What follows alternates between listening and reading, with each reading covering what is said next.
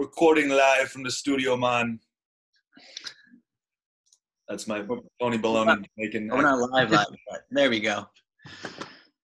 All right, here. If I get this notification. This is that weird moment when people can see you, but you're not quite ready yet. You know? Yeah. There we go. I got the mention. Awesome. I'm just going to share this out. Sweet, me too. All right, here. Share it out and then not watch it. This is that weird moment when people can see you, but you're not quite. Ooh. Share. Let's see here. Let's share this. Why am I struggling with this? There we go. Boom. All right. Adam and Jesse, welcome. Thank you for joining me on the Pivot series here with Building Bellingham. So for those of you that don't know these kind folks here, we've got Adam Stacey and we've got Jesse Nelson, the co-founders and owners of Overflow Taps. Thanks for joining me. Yeah, man. What's up, man? What's going on? I feel like I see you in that blue hat too often, and I feel like this is like deja vu. I keep seeing you guys, on these Zoom screens. But anyways, thanks for joining me. Adam, do you want to introduce yourself? Talk a little bit about who you are, what your role is at this point in the business. Yeah, man. Yeah. So I'm Adam Stacey, as you said. I co-founded Overflow Taps with Jesse Nelson, and I grew up around here. Just a little background about myself, I guess, and I've always kind of been interested in getting into business, and went to school at Western, did some business up there, and then pretty much shortly after getting out of school, I had the opportunity to partner up with Jesse and get things rolling on Overflow. Awesome. And Jesse, I'm still trying to share this out, by the way. So. Oh, good. No worries. No rush here. Cool. No rush here. So I can multitask, kinda. Yeah. Did you know that when people think that computers multitask, they're actually processing just at a faster speed, but in order? Yeah, they don't do it at the same time. Multitasking is not real. Down with multitasking. I did not know that. It was good. Awesome. So you guys have been recently, obviously everybody's been in a state of pivot, right? Where we are forced to do things that we didn't necessarily, the someday maybe list, as Adam and I were talking about before. What are those like checklist items for you personally and as a business that you've been forced to change about how you operate? Well, for us, I guess just the obvious, business-wise, we've had to change a lot. Just we're a social gathering place, and as a social gathering is, shut down temporarily, we've had to kind of pick up and take it in a much different direction. But it's been a fun, challenge, if you will. Mm-hmm. Personally, it's been good to kind of, get some of those, like we were talking before, is like those lists of things that you mean to do but never get to, and always further down the priority list. So just getting some stuff done like that too. But yeah, just trying to kind of figure out how to navigate this time. Yeah. What are some of those things? I know that Jesse, you and I have talked about the online store, and that's something that I've been, hearing from you guys for a long time, because, many tap houses and breweries also have that pretty steady stream of like the online store. And you guys are super, your online store is dialed in, looks great, but your main source of business is this social gathering space, right? Between events, between, just regulars, between people that just love your brand. What's that been like for you to say, well, that's not happening right now, our big thing? What has that been like for your online presence and shopping online, and how can people find you? Yeah, it's interesting, man, that they can find us at store.overflowtaps.com. And we're promoting that pretty heavily on our social media pages, because that's pretty much the only way we can make money right now, right?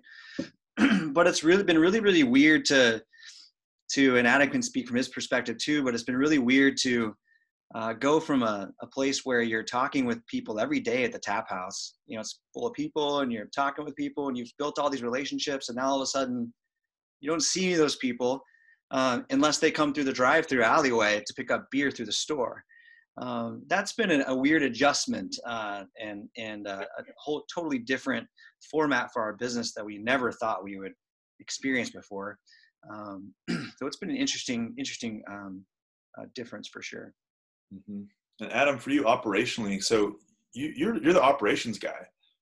People see both of you out and about at the tap house, but you're the guy that's kind of orchestrating all of the business operationally. What has that been like for you? What's that shift been like for you? It's been, dude, it's been crazy, but it kind of like, I guess I'll start with like how this whole thing kind of unraveled for us too. It was really funny because Jesse and I, like, we don't work a lot of bar shifts, these days, and every once in a while here and there. And it just so happened that for the first time, probably in years, Jesse and I both happened to be working a shift. I was out in Barkley, Jesse's in Linden, and it was like the Sunday night shift when the governor put out the closure order for bars and restaurants effective the next day. So we had like zero heads up for this coming, right? So thanks, Jay. I basically shut down Barkley like an hour early and rushed up to Linden, and Jesse and I just kind of sat there and trying to wrap our heads around, like, what are we going to do for, the next however long this is going to go on, And so it came as a little bit of a shock. And so we decided to do, a couple hours, starting the next day, a couple hours of to-go orders with people coming into the shops. But I think only 2 or 3 days into that, we realized, we thought that it was, for the safety of us and all our employees and just even our customers, it just didn't feel like the right setup. So we shut down. So that changed, operations completely. There was like basically just done. There was no operations happening. And so we took a couple of days to really kind of wrap our heads around like what Overflow Taps was going to look like over the next month or two, or as long as needed, and decided on a couple. We basically put into place what we felt like was a safe way to continue some operations, and reopen back up in Linden. We're doing Wednesday, Friday, Saturday pickup window. We have backdoor access to an alleyway that we've turned into kind of a makeshift drive-through. I've been through it. Yeah, it's been working. It's something that we never thought we'd be doing, like Jesse mentioned, but you got to kind of work with what you have and kind of make the adjustments. Mm-hmm. And it's been fun in some regard because Adam's been able to buy a bunch of different types of cans and bottles for sale, and which has been bringing in a bunch of new stuff that we haven't been bringing in stuff at that regularly, I would say. And so that's been kind of nice as well. So yeah, we had just, we've been doing it for a few months now, but we had just really kind of gotten into the packaged beer side of the business, and hadn't really developed it yet. So it's been kind of a unique opportunity there to really shift our focus over to that too. So it's good. I think, in the long term, it'll give us a little bit more of a foundation on that side of the business and an opportunity to kind of grow that side when operations come back to the new normal. Yeah, absolutely. And so one of the things that I've actually talked with Jesse a little bit about, I'm like, hey, how are you guys? How are you guys holding up in this financially? What does the business look like? How long can you hold through this? And Jesse made a statement like, I think we're good for a little while. And we talked a few days ago in our hub panel on weatherproofing your business. And how have you guys weatherproofed building up to this? How have you guys planned for the worst, but hope for the best? What's interesting is that to answer to kind of get Adam caught up to speed on that, what you mentioned about us being okay for a couple months. The reality is our business has access to some capital. So if we needed to, we could pull some of that capital out. Now it would put us into debt. But so we knew going into this, look, if worst came to worst, we could probably be okay for at least a couple months, but we would be in a lot of debt. And so So we felt okay enough, like we were secure within our access to capital within our business to be able to withstand some kind of blow, but you're still not in a really great position if you have to do that. And so we've also applied for our PPP loan, which a lot of small businesses are applying for now, and we hope to get that soon to help our business as well. And so, but it is making sure you have, and just through building our locations, and Adam can expand on this a little bit too, but just through opening our second location and learning how to access capital for that has helped us understand how taking out a line of credit just to see what that is like. And then we just happened to have a line of credit ready to go when this happened. And so just not being afraid to take a little bit of risk, to try some of those things, even though you don't necessarily need it in the moment, so that we have it when you need it. Yeah, absolutely. We might have lost Adam, I think, but he'll probably come back. Come back, Adam. Come back, man. Zoom. But so you're talking about you tried out a couple things ahead of time. So when you're in this learning phase of your business, you're trying all of these things. You don't know what they are really. I mean, maybe you did, but going through all this, building a business, we don't know what these things necessarily are until we try them. So you tried it out, and all of a sudden these things. I can't hear you guys. I'm having a little difficulty down here. Sorry, guys. No worries. I'm trying to get this figured out. Sorry to interrupt. You're good. Adam! So weird.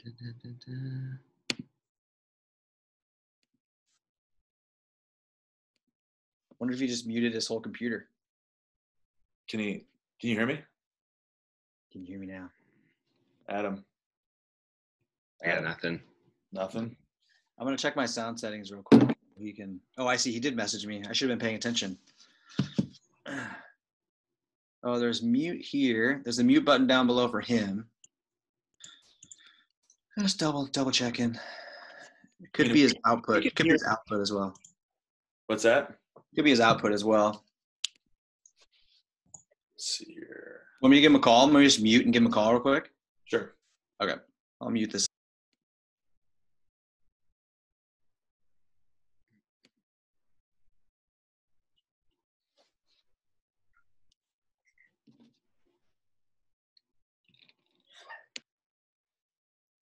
So we're experiencing a few technical difficulties here, but Adam and Jesse are on the phone right now, and I think they're talking about how to solve the problem here. They may also be talking about their favorite craft beers. I think Adam likes IPAs, and Jesse's thinking about a stout. So I don't know which type of stout, maybe a milk stout. Adam's talking about, I think, a hazy IPA. I think hazy IPA is on his mind right now. Milk stout, hazy IPA.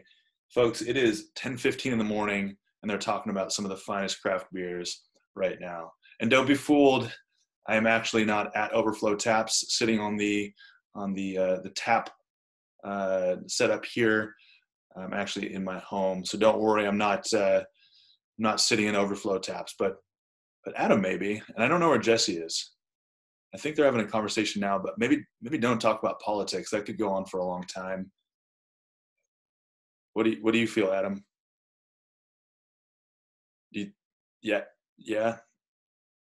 Maybe they're talking about, what are they talking about now? Talking about sports? Well, sports don't exist right now. Jesse is giving Adam some thoughts on Adam's golf game. He says, the more you drink beer, the better you get. And Adam's saying, well, I'm just not good at golf. And Jesse's like, well, just give it a try. I'll just give it a try. I'll do my best. Okay, he's going to work on a couple things. Cool. Sounds good. Let's keep it rolling. Hopefully you didn't hear my commentary. Dude, how have you been? You've been doing these podcasts. This has been great to see, man. Thank you. Daily. Pretty much daily. And you got some big ones coming up too, right? You got another one coming up with, you said Wes Herman on Monday. Is that right? Wes Herman on Monday. Jeff Savage, who's an insurance guy, on Tuesday. He's been an amazing giving person in our community. So Tuesday. And then Wednesday, we're planning for the service industry, which is going to be a great one because you're part of it, but it's been hugely impacted. Yeah. What have you seen from other people in the service industry? How has that been for those other business owners and your connection with them? I'm seeing kind of two different things. I'm seeing businesses that are closing down and are choosing to close down, and for whatever reason, and they all have their personal reasons in some ways, and not opening even though they could be open. So you could be doing too good to go orders. Your lobby could be open depending on what you are, especially if you're a coffee house with a little bit of food. You have some options, but eventually a lot of times it comes down to labor and cost, and it just makes no sense to be open, right? So you have some businesses choosing just not to be open for whatever reason, and you have some businesses trying to do every little thing that they can to make a little bit of money to keep the business going. And so I'm seeing a lot of creativity from restaurants, mainly in to-go delivery, testing delivery windows within their community, within zip codes. You see that a lot in Seattle because there's so many zip codes in those areas. And everyone's just trying to get as creative as possible, which has been nice. Like I just saw a post from Stemma Brewing this morning that they're doing crowlers, curbside crowler service, but they also brought a food truck in. So the food truck's sitting there, and while you come pick up your crowlers, you can grab a little food from the food truck. And I thought that was pretty cool as well. Very creative. Yeah. Seen a few things. Another cool one that I've seen that we actually purchased was, so the Kismet Cafe and Good Bowls partnered to do a spirit and bowl like dinner for two, and they deliver it. And so they're doing like sweet potato mac and cheese, and with I think it might have bacon, but maybe don't quote me on that. And then they have like spirits, so they have a specific like spirit, like they give you the little bottles and all the like the mint that you need and stuff to make cocktails. It was a pretty rad idea. So that's Brandon. That's the guy who used to own what was that, right? I forget what it's called. Yeah, where Saltines is. Yeah. I did see that actually, where you make it's like a cocktail package where you just get everything, you just mix the cocktail. Super cool. Yeah. We were just can't really do that with beer. It's like, here's your beer and pizza. Yeah, you could do beer and pizza. We are going to start doing pizza though. We haven't really mentioned this to anyone, but we're going to do starting this week. So probably we'll launch it tonight after this pickup window or tomorrow. We're going to start doing take and bake pizzas. Cool. So they'll be like $5 and people can order them. And if they order them in the 2-hour window while we're there, we'll just make them real quick and put them in saran wrap and like on a paper plate and hand it to them, and then give them cooking instructions. So just another thing we're looking to do to try to generate a little bit more revenue and provide some more value to our guests. Yeah. Yeah. One thing I was thinking about, and we can talk more about this, but I was thinking what would be really awesome is hosting Overflow happy hours on Zoom. I've thought a lot about that. And I don't know if that's like a thing, but I just jumped on a happy hour last night, which was, it was like the Brady Bunch, all the different like windows and people were drinking and whatnot. And everyone's in the safety of their own home, which is great because they don't have to drive home afterwards. And, but I think that would be pretty cool if you guys hosted something like that. I don't know if that's, that's one of the reasons why I've thought about getting the Zoom subscription. Yeah. Zoom is great. It's I think it's like $15. He's back, you said. I can't hear him. Can you hear him? Yeah, I can hear him. Wait. Say something, Adam. Can you hear me? Okay. Yes. Good. Adam's back. Yeah. All right, sorry about that, I guess. I don't know what happened. You're good. No, it's all good. So yeah, I think one of the other things I wanted to talk about was, you guys have been on this path since day one for sourcing clean water to the world through Charity Water. And that's, there's partner events that you've been doing like with us, with like the Clean Water Happy Hour. There's been through and through, the whole business has this at a core, this idea of giving. And what is this like for you right now? I mean, it's tough when you're not making any money and your revenue, your whole business structure is you donate based on what you're able to make, and you're a very successful business. But what has that been like for you lately? What does that mean for the future? What are you going to pivot about how you give in the future?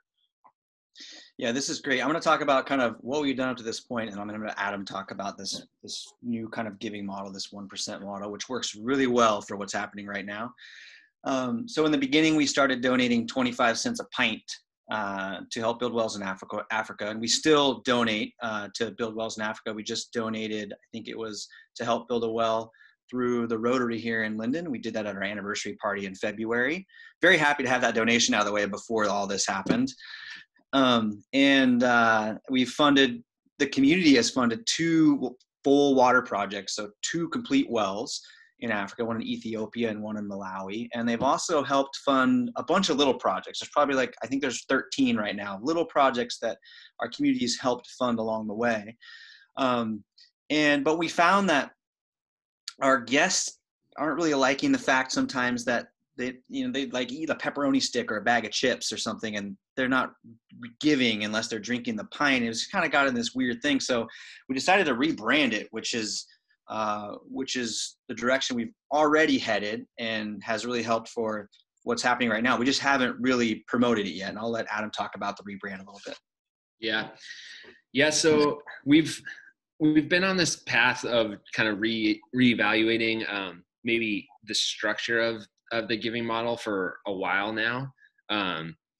And some of that has to do with what Jesse was mentioning about, wanting a portion of everything to go towards the cause. And even like he mentioned some food stuff, but even some of the like this White Claws and now that we're moving more into packaged good and getting into food in Linden and doing some pizza and, things like that, the pretzels, we wanted to just kind of see if there was like a different way to do this. And then kind of the second aspect of that is things like you mentioned, that we're doing with you, the clean water happy hours. And we've been getting approached by, all kinds of people and different business structures and models wanting to partner up for certain events or just looking for ways to get involved. And so up until this point, we've had one, consistent program that we've been building for quite a while now, our Charity Pints program. And that's where we've, with certain breweries that we've built relationships with, we've approached them about donating an additional 5 cents on top of what we were giving of every pint of their beer sold through Overflow.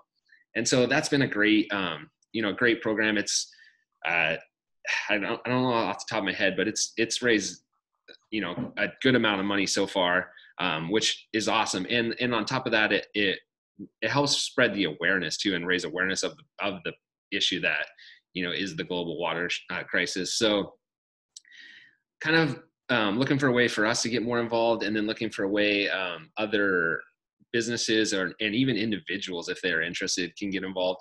We've decided to take it a different direction and switch to what we're calling 1% to clean water. And a lot of people are probably familiar with 1% for the planet. And so that's a big nonprofit that's has a lot of businesses getting involved with. And we even see it on some, beer cans or keg collars where they have the little logo on there and stuff. And so we thought this would be a cool opportunity for us to essentially create a brand around this giving model that allows anyone really that's interested in partner, and they can give 1% of whatever they're making, or if it's, an individual wanting to do 1% of their income, or, even just for certain events, if they want to do that kind of stuff too. And so, yeah, we're excited. We think, through partnering with other people and really raising awareness through this, it's going to have a much more significant impact. Yeah, I can definitely align with that, because I think when we looked at like the clean water happy hour, for example, that we all do together, and we have our bill that it covers that first beer for everybody that walks through the door to get them involved in the raffle and whatnot. And we would go, I'd say, hey, Adam, or hey, Jesse, what was that? How much did we spend? How much did we donate? Like, and it was just harder for us to track. It was super hard for us to track. And so that 1% is just an easy, this is how much you're going to give to Charity Water, and make it really simple. And I love it. Yeah. Awesome. Yeah, it's like in those moments when you're up talking at the clean water mixer, it's just 1%. It's like 1% of everything right now is, you know what I mean? It just makes it so much easier to manage. And then it also makes it, so like what Adam said, it raises more awareness and gives more people opportunity to give, and I think it's just going to have a greater impact as we grow.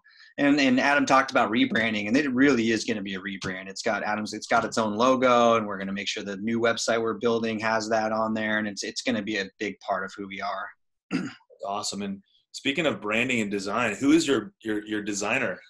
We have this great design firm in-house. But yeah, we've since the beginning, Jesse and I have had to get a little creative, wearing a lot of hats, and basically just bootstrap every aspect of the business. So whatever we needed, one of us had to figure out how to do it. So that's kind of where we're at. An awesome job. You guys have done an awesome job with that. Thank you, man. Googling helps and YouTube helps, right? Yeah. A lot of YouTube.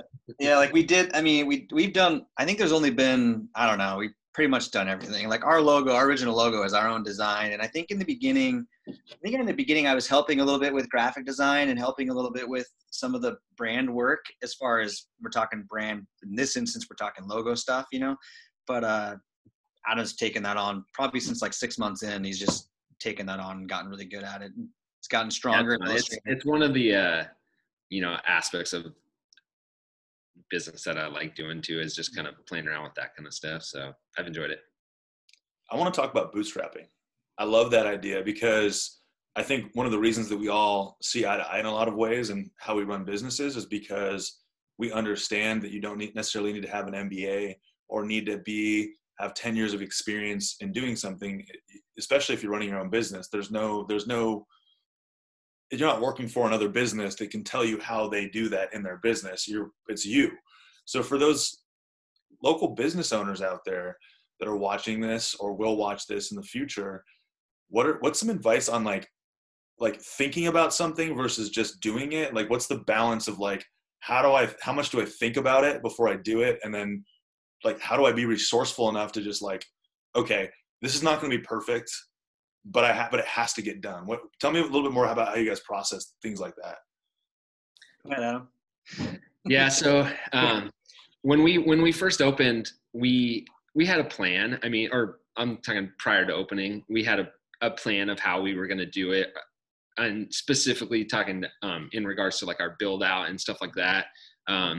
We had, talked to a couple different like contractors, and then we were, working with the banks, and for a few different reasons, it ended up just not playing out how we thought it was going to go. But we never had any doubt that it was like we were going to open this business. And so it essentially just turned into like, well, if we can't do it plan A, then what's plan B going to be? And that pretty much came down to scraping together as much money as we could, however we could, just talking to people, getting small loans. Like I'm talking like, $500 or $1,000 or like little things like that, just from whoever, and put that together. And then we pretty much ended up just building out the space ourselves to get it done. Like, and then our floor is technically a subfloor. We don't even have like a legit floor, but I mean, it's held up for 4 years now. So it's just little things like that we know and we've gone through. And had we had money, we probably would have spent a lot more money than we needed to. Mm-hmm. And so I think, part of that was just not getting hung up on what you think it needs to happen and just making it happen, Just figuring it out. That's an area. That's why I let Adam go first, because I struggle. We've talked about this a lot, Leo. I struggle. I think a lot, and that a lot of times gets in the way of actually taking an action. That's where I think business partnership that Adam and I have really blends well. So he's helped me to make decisions a little bit quicker, so we don't linger on something for months or something like that, and I've probably in some ways helped him think a little bit more about a couple things or whatever that may be, for lack of a better term. But it's a really good balance within our partnership. And one thing I want to say about kind of the bootstrapping was we asked a lot of questions to breweries and tap houses and that kind of thing. And we also had some help building out that location. We had a couple friends we've got a welding guy, our buddy Ori, who did the legs, and our buddy Tyler, who helped with some of the woodwork. Or let us use his shop, his wood shop for a couple things as well. And that's how a couple of those relationships were built, and those carried over into the second location. But you can go two ways with business, right? You can get all the money in the world and build fast, or you can have hardly any money and build really, really slow. And so we've chosen to go the route of, well, basically out of necessity, we've chosen to go the route of going a little bit slower. But you're just kind of bootstrapping. You're doing everything you can along the way until you can get enough money to fund like positions to try things. Like last year we decided to take some of the capital we had and pay an event planner, and she was awesome, did a great job. And we decided that wasn't really the way we wanted to go. And so we moved to something else. And so it's just not being afraid to try things for sure, but it's just going to be a lot slower. Like we were handling all of the events before that, Adam and I, and pretty much 100 events a year. It gets pretty daunting. Yeah. You know what's interesting is I actually, like last night I was watching Shark Tank, and on Shark Tank, this girl comes in. She's got some business where she does like duvet cover. It's a duvet cover solution, and I don't even really know what that is. And anyways, the point is, she comes in there and she's like, "I need money," and he goes, "You've got all of the accolades in the world, and you can come in here and what you think you need is more marketing, but what you need is more hustle, and you need more sales, and you need more connections." And so it's like, it's interesting that like when times are good, it's easy for us to go, "All right, sweet. Hey, lender A, do you want to lend me some money? I've got a good investment. Just here's a good idea." When in reality, what it comes down to these times, which you guys have experienced since day one, is, well, we don't have any money for this, so we're going to figure out like, what are we going to do for the floors? What are we going to do for the tables? You just have to like, it's just this resourcefulness. And it's just interesting that in these times, it really weeds out who's had to go through that, or who understands that, and who doesn't. And it's sad, but it's true, right? And I've been thinking about this too in the time that we're in right now, because we started that way, and we've grown that way, and we still operate that way. We run very lean. We don't really have anything that isn't necessary for the business. So then when we hit these hard times, and sales go down and things are, a little uncertain, there's not like, we don't have a lot of things that we're spending money on that, like, like I see businesses trying to like lower all their spending and drop certain things that they're, like basically realizing this is an essential, this is an essential, this is an essential, and getting rid of them. Where for us, it's, we're in a pretty good position to ride this out being so lean, Yeah. And let me ask you this. So you've already created your business to be a lean business, and lean meaning, for people that are watching, it's all the bells and whistles. It's all the things that you think that you need, but you don't need to actually truly run a profitable business. And there are essentials. There are things you just have to, your lease, you have to buy wholesale beer. You have to, like, you have to pay your employees. There's things you have to do.